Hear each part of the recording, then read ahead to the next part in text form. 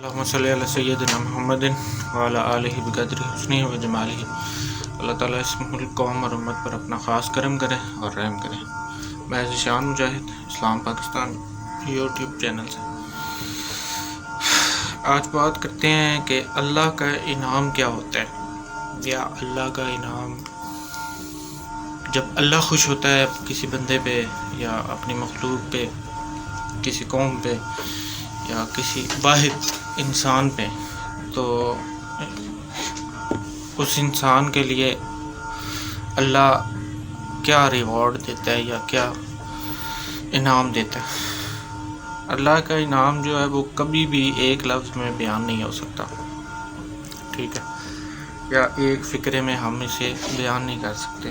ٹھیک ہے۔ بس یہ ایک بات جو لازمی طور پر یاد رکھنے والی ہے، اور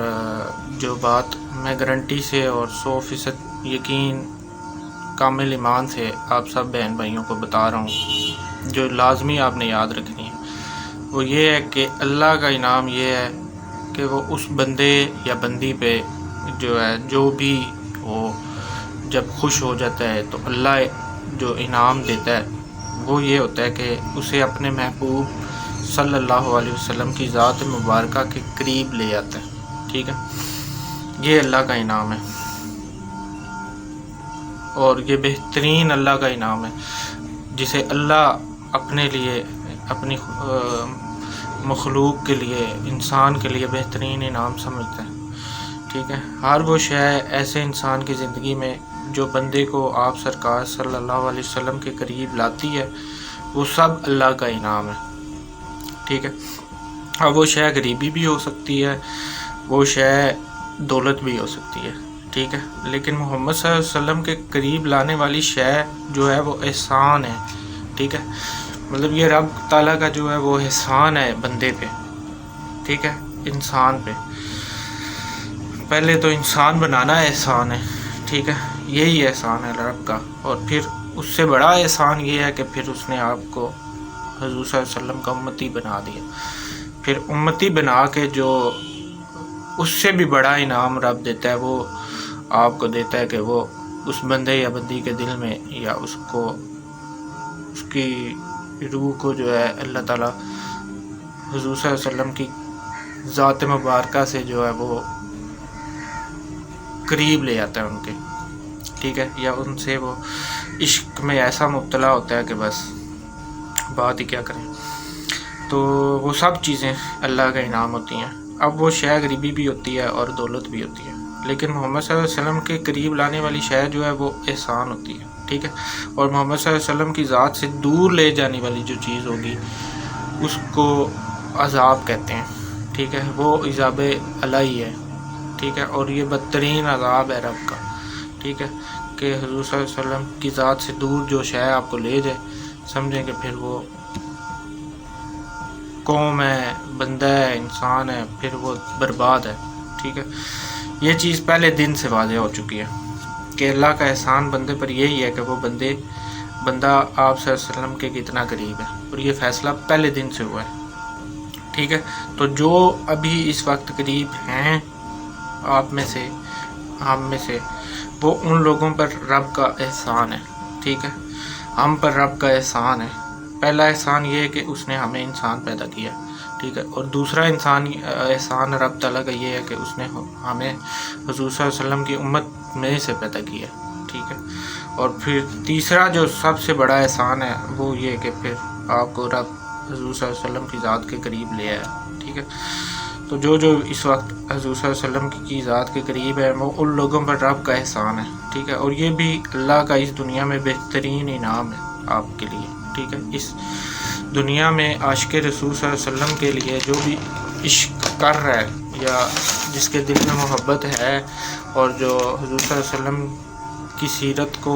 فالو کرتے ہوئے اپنی زندگی گزار ہے، یہ اللہ کا اس دنیا میں اس کے لیے بہترین انعام ہے، ٹھیک ہے۔ تو یہ وہی جانتا ہے جو واقعی میں حضور صلی اللہ علیہ وسلم سے محبت رکھتا ہے، ٹھیک ہے۔ تو یہ ہر کسی کو بات یہ سمجھ آنے والی نہیں ہے۔ تو آپ سرکار صلی اللہ علیہ وسلم کے قریب والے لوگ ہی وہ لوگ ہوتے ہیں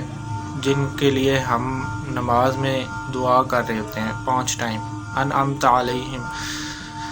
ٹھیک ہے، انعمت علیہم، جن پر تیرا انعام ہوگا، ٹھیک ہے، یہ پوری ہم جب دعا پڑھتے ہیں یہ والی، تو اہدنا الصراط المستقیم صراط الذین انعمت علیہم غیر المغضوب علیہم ولا الضالین، ٹھیک ہے، تو انعمت علیہم، یا اللہ ہمیں سیدھی راہ پہ چلا ان لوگوں کے جن پر تیرا انعام ہوا، ٹھیک ہے۔ تو جو نماز میں ہم رب سے مانگتے ہیں 5 ٹائم کہ یا اللہ ہمیں سیدھی راہ ان لوگوں کی جن پہ تیرا انعام ہے اس دنیا میں، اس پہ چلا، ٹھیک ہے۔ تو یہ کون لوگ ہوتے ہیں؟ وہ لوگ ہوتے ہیں جو آپ سرکار صلی اللہ علیہ وسلم کی ذات کے قریب ہوتے ہیں اور محبت عشق میں ان کی چل رہے ہوتے ہیں، ٹھیک ہے، یا کہ چلائے جا رہے ہوتے ہیں، ٹھیک ہے۔ تو چلنا بھی یہاں ان لوگوں کا اپنا عمل نہیں ہوتا، ٹھیک ہے، یہ بھی ذہن میں رکھیے گا۔ ہم کبھی بھی یہ نہیں کہہ سکتے کہ فلاں انسان جو ہے آدمی محبت کر سکتا ہے، ٹھیک ہے۔ اب یہ والی بات جو ہوتی ہے یا یہ والا عمل جو ہے، یہ محبت جو ہے یہ عطا الہی ہے، ٹھیک ہے، اور آپ صلی اللہ علیہ وسلم کی اپنی نظر کرم سے جو ہے بندے پر یہ کرم ہوتا ہے، ورنہ تو پھر یہ روئے زمین پہ اس وقت کسی بھی انسان کے اپنے بس کی بات نہیں ہے، ٹھیک ہے، کہ وہ خود سے یہ کام کر لے، ٹھیک ہے۔ اگر کوئی یہ کہتا ہے کہ میں وہ محبت کرے گا تو یاد رکھیں کہ یہ اس محبت کے رشتے کی بھی نفی ہے، ٹھیک ہے۔ یہ محبت اللہ کی طرف سے اس کے دل میں ڈال دی جاتی ہے۔ اب اگر یہ محبت عطا ہو جاتی ہے جو کہ بنیادی طور پر ہمیں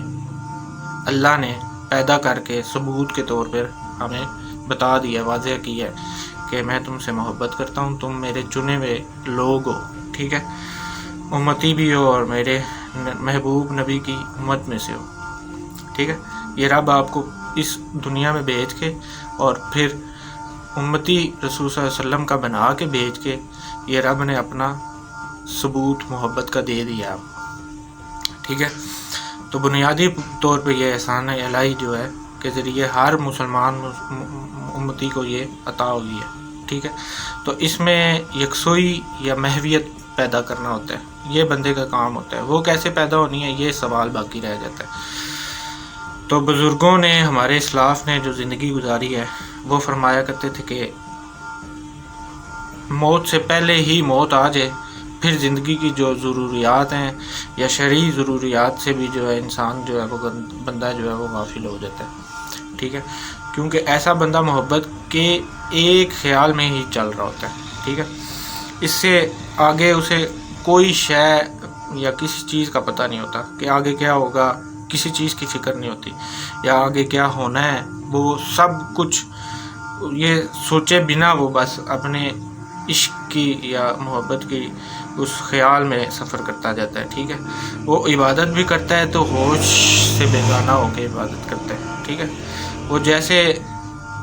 مر چکا ہوتا ہے اور مرنے کے بعد جو اٹھا تو وہ اس خیال سے اٹھا، ٹھیک ہے۔ اب اس بندے کو زندگی کی ضرورت کسی اور طرح سے نظر آئے گی، ٹھیک ہے، مطلب وہ اپنی جو لائف ہے، پیٹرن آف لائف ہے یا سٹائل آف لائف ہے، وہ کسی اور طریقے سے گزارے گا اور دیکھے گا، ٹھیک ہے۔ اس کا نظریہ ہی الگ ہوگا، نقطہ نظر ہی اس کا الگ ہوگا، ٹھیک ہے۔ اس بندے کو ضرورت جو ہے وہ دنیا کی وہ کسی اور طریقے سے نظر آئے گی، وہ ایسے نظر نہیں آئے گی جیسے باقی تو ہم لوگ عام طور پر دیکھتے ہیں، ٹھیک ہے۔ تو آپ لوگ بس یہ بات ہمیشہ یاد رکھیں کہ حالت و کیفیت ایسے بندے کی یہ ہوتی ہے کہ جو میں آپ لوگوں کو بتانا چاہ رہا ہوں یا بتا رہا ہوں،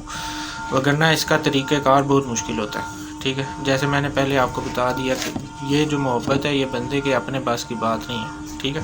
اور یہ ان حضور صلی اللہ علیہ وسلم کی جو اپنی مہربانی ہوتی ہے، شفقت ہوتی ہے، نظر کرم ہوتی ہے، اس لیے اس کا فارمولہ کوئی بھی انجینئر دریافت نہیں کر سکتا، ٹھیک ہے، اور نہ کر سکے۔ آپ کی ماڈرن سائنس اور انجینئر، ٹیکنالوجی اور سائنس پر ایمان و یقین رکھنے والے جو ہم لوگ ہیں، ٹھیک ہے، کے لیے یہ قصے کہانیاں ہی بنی رہتی ہیں باتیں، ٹھیک ہے، چاہے وہ ماڈرن دنیا میں جتنے بھی ماڈرن علوم کی ڈگریاں حاصل کر لیں، ٹھیک ہے۔ اس سفر